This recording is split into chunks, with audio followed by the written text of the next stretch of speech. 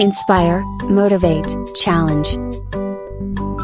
My last question would be about, do you think being a coach, you made it very clear there's a lot of self-development, people need to invest in themselves to learn, but is that a feasible career option for, let's say, especially people in healthcare, maybe like a pharmacist, whoever are coming out of school? Is that a feasible career option from the get-go, or is this something that also has to come with some kind of industry experience? I think coach. So there are two words. There are two words that people use interchangeably. There's a coach and there's a trainer. They're almost similar. There's a coach and a trainer. I would say a coach should have some experience. You should know potentially where the shoe bites. Okay.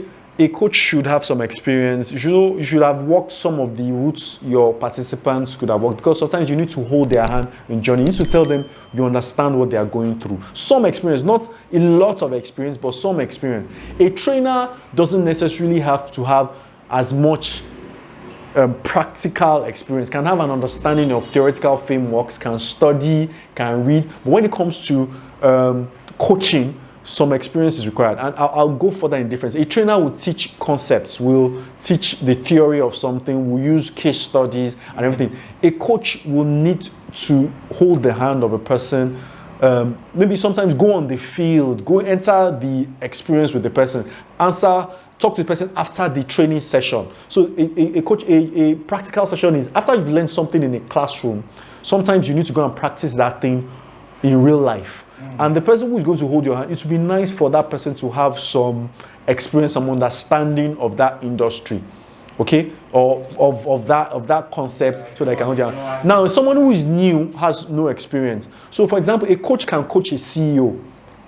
You can train a CEO about team leadership or creating a culture in your organization. You can train a CEO, but for you to coach that CEO, you should have some leadership experience as well. The CEO would need to respect you. You need to see the world a little about what the CEO is saying. So something that has helped me sometimes when I talk to CEOs, because I'm a CEO myself, I direct a company. So when I'm training their employees, they're training their salespeople, I'm talking from both the experience of being a former sales representative and also being a CEO. So I can see things from both perspectives. I know what the CEO wants in his team. I also know what the rep is going through.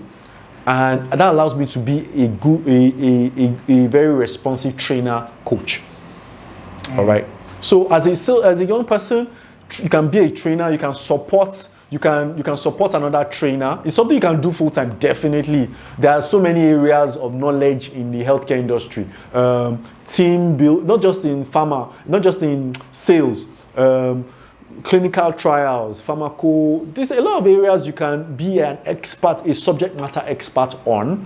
Data analysis, data analytics. You can train people on that. You can train people on using customer databases. Okay, you can train people on HR within healthcare, on field support, on using presentation, so many things, and there are so many organizations there that need that knowledge. But for you to coach them later on what you've taught them, it would be nice to have some experience. That's my opinion. All right. Fantastic. So, I mean, this will be my last question. Okay. Thank you very much. Your last question. No problem. No, please go ahead. Don't ask as many questions as you will. Yeah. So, I mean, you're a young guy. I don't want to expose your age. If you're a young guy. Yes. Right. So, I mean, I will assume, less than 10 years ago, you were, a young, let me use the word, a young professional. Yes. Right. Where you had to report to somebody or something like that. And then, in what I would tell, I know others might be different, what I would tell, in fairly short time, you've gone to founding your own business, and now you have employees. Mm-hmm. So, can you just give us some insight into that dynamic, like managing people now? Okay. Being a founder of a company, being responsible for their livelihood and their families. Yeah. Like that transition from working from a multinational, I mean, no job is comfortable, anything like that, but being the sole, driver or owner of the business and being responsible for people. Can you just talk a little bit about that dynamic and what is that? Okay, it's an interesting dynamic. Working in a multinational, I would say I was a good team player. I also worked very well independently. But when you move to an organization, there's only so much you can achieve on your own, no matter how brilliant you are. In fact, somebody said that people who excel very well as individuals, who are star performers, they struggle to be leaders of organizations. While average performers, because they are always drawing on their relationships with people. Oh, can you help me with this? Oh, please, I beg, help me sign this document. Let me do this presentation slide. What do you think? They're always asking for help. They become very good team players, become very good leaders in business. So me, I was more of the person who could work silo a lot. I struggled a bit. I'm still learning in the organization, and there's nobody who is born. Born leaders are few. Leadership can be learned. So as an entrepreneur, you have to learn leadership fast. You don't have time. You can't go to leadership school before you start the company. You start the company, the leadership work starts immediately. You are going to recruit a driver, you recruit maybe a secretary or an admin person to pick your calls. Before you know it, you start adding people, cleaner, you start adding a salesperson. Those people have to be motivated. Those people have to be inspired. Those people have to catch the vision. Those people have to, you don't want to micromanage them. You want to support them. You want to develop them. So if you don't have any training, you cannot fumble yourself to succeed. Like I said, there are a few born leaders, but you have to learn it. You have to read, study, go to leadership trainings, go to management trainings. Even if you can't afford them, there are free ones on YouTube.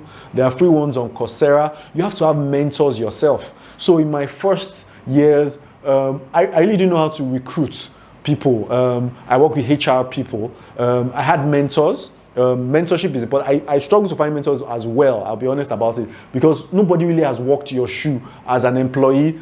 Do you pick your mentors from the entrepreneurial world, or you pick them from working in an organization? I advise you pick them from both.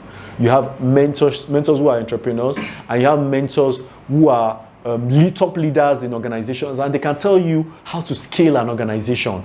They will tell you how to scale, and the ones who are entrepreneurs will also tell you what to look out for in talent, how to motivate talent. Talent in Nigeria is particularly challenging. Young people want reward without the pain. Only a few young people understand that you have to have your years of learning before you blow, so to speak. So finding that balance for people who have work ethic. So mentorship is important. Nobody's born a leader, and when you can make mistakes in an organization and get away with it. If you make a mistake in a company, the results can be catastrophic. Especially in healthcare, you cannot afford for the wrong medical device to be delivered to a surgeon in surgery, and you cannot supervise every delivery yourself. So leadership, recruitment, motivation, focus, having that company direction, you have to communicate it clearly. And if you don't know how to do it, you have to learn it. You have to watch other organizations that do it. Ask questions from other entrepreneurs who may not be in healthcare, how they are doing it. Learn from them. Pick what you can. Throw away what you think is rubbish.